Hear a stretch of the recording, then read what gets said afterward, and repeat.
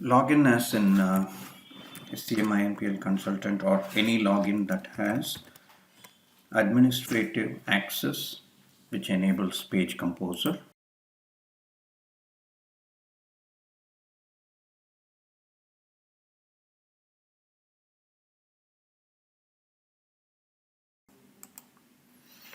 So we are right now in the Manage Work Orders page. Let's go and edit this page by clicking Customize Pages. Here in the Customize Pages, go to Select Mode.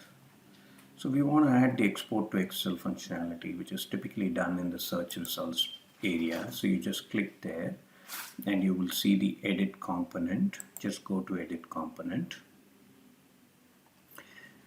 And then you see here there is this export enabled button. Click on that and apply and say OK.